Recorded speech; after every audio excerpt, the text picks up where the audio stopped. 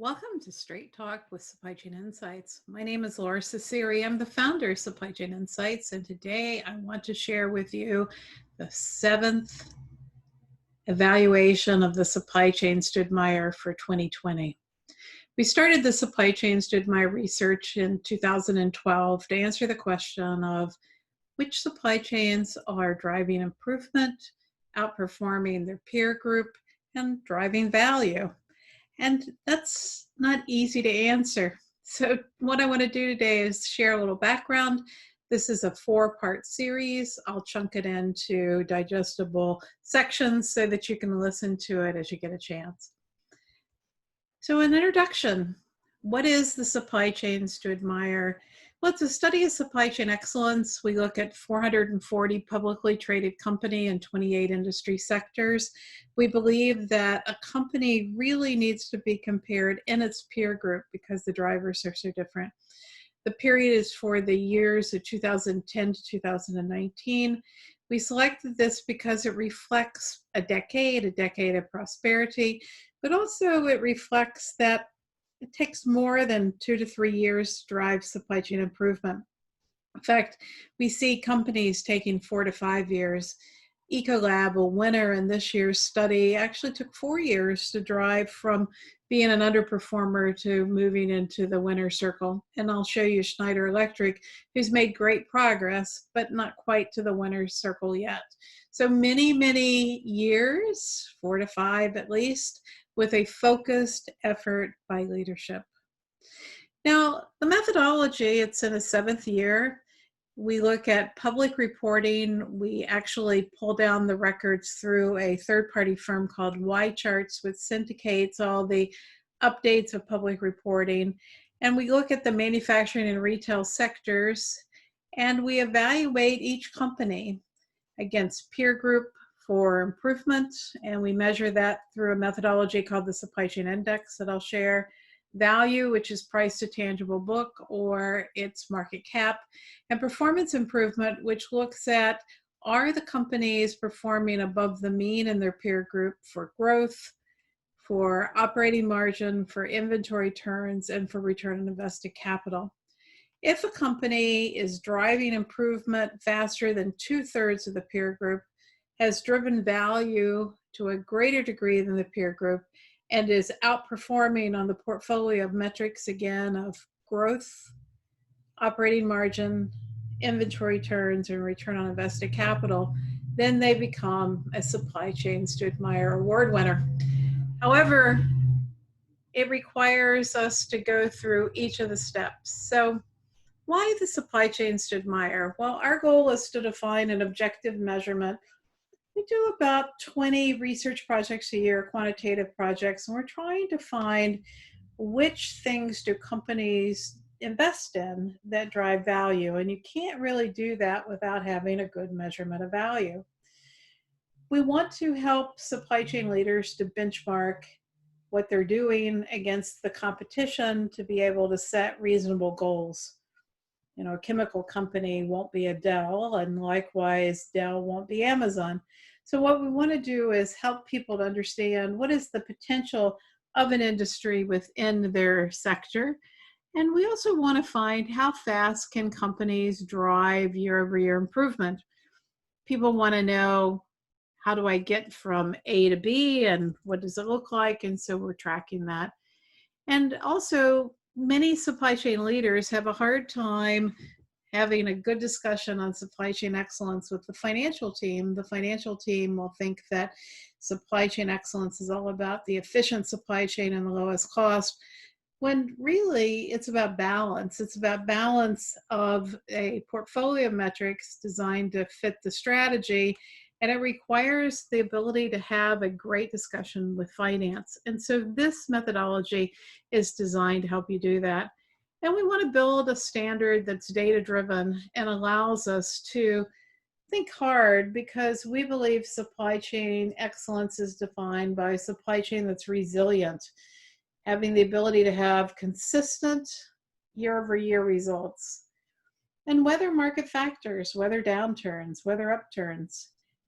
We also believe that organizational alignment on a balanced scorecard matters. And so having this same organization and the functions to align on the definition.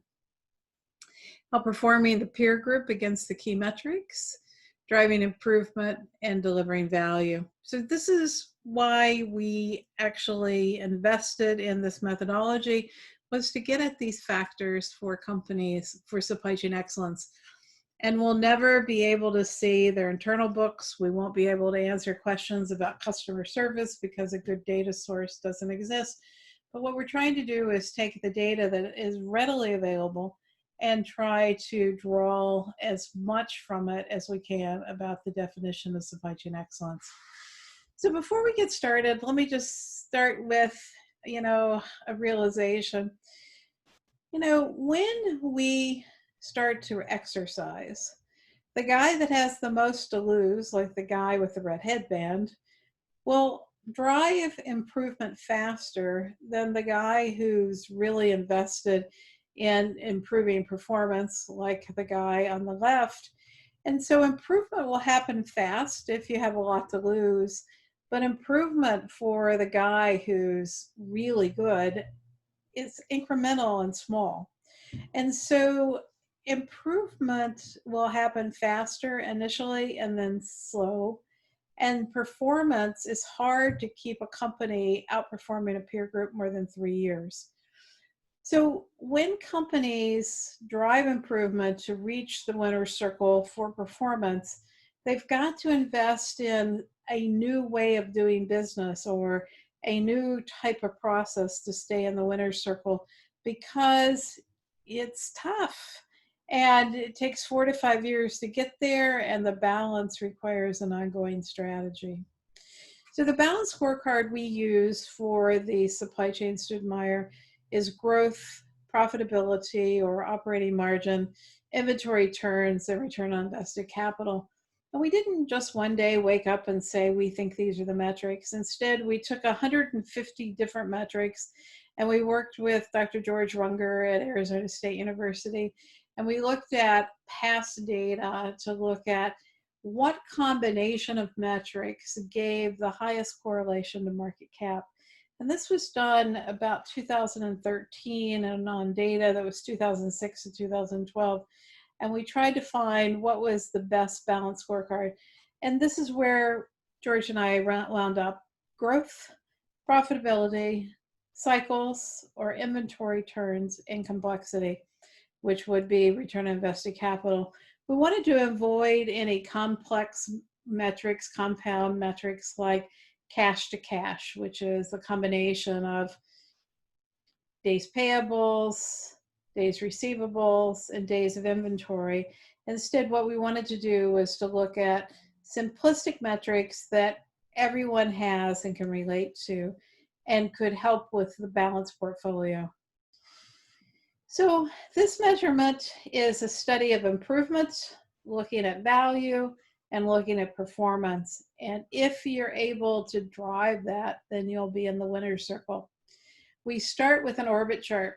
We plot all of the 440 companies on an orbit chart to look at the relative path of improvement and where they are against the peer group. So the way to read an orbit chart is you start with 2010, and then you move to the next dot, which is 2011, and you keep moving, and it helps you to see the pattern at the intersection of the metrics.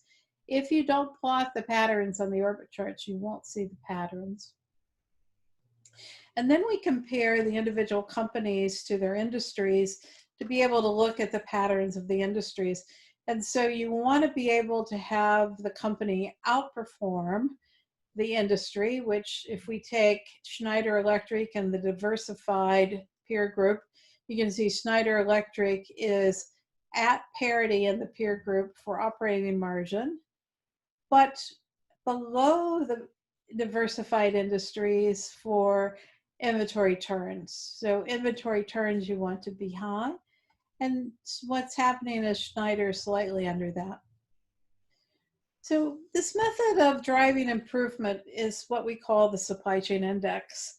And it looks at the pattern in the orbit chart and does a vector analysis at the intersection of inventory turns and operating margin looks at the vector analysis of growth and return on invested capital. So you're actually taking two metrics together and plotting a vector analysis on that. And then resiliency is the ability to have a tight pattern. So if we go back to Schneider Electric is making some improvement, but it's not a really tight pattern. It lacks the resiliency of some of its competitors. And so the combination of strength, resiliency, and balance forms the supply chain index. And in our charts, you want to be low on the index because the lower you are, the better you've ranked. So first improvement drove improvement the best. And so each of the factors is calculated, and then we look at a stack ranking within that industry sector. And if we look at the last decade, or decade and a half, you can see that despite all of the investments and all of the processes of inventory, days of inventory have increased by industry. And pretty shockingly, if you look at beverage or pharmaceutical or medical device, often we'll find companies that have the highest margins are actually doing the poorest on inventory. So over the decade, we have the same problem with no resolution. People still struggle with supply chain visibility. They still struggle with cross-functional alignment. They still struggle with demand and supply volatility. And very few executive teams understand supply chain. So our mission, if done well, is to help you to have a different conversation with your board on supply chain excellence and to be able to drive your company to a higher level. In short, the mistakes made, well, too many measurements. I worked with one company on sales and operations planning. They had 52 metrics for an S&OP process. And I'm like, how do you ever have a discussion? How do you get through the metrics? And they're like, you're right. We never get to the discussion because we can't get through the metrics. Many companies only focus on functional performance. So OEE, purchase price variance, and they don't look cross-functionally at metrics. Cross-functional metric performance is essential to being able to drive the kind of performance that we want the supply chains to admire that really drives value. Or they'll look at singular goals like cost or inventory with a short-term focus and not really look at cross-functional impacts of this. So you may have the lowest total transportation cost, but you got to really trade those off against make, source, and deliver. And only 29% of companies actually easily get to total cost, or lack of awareness of what's possible and confusion between financial reengineering and the delivery of value.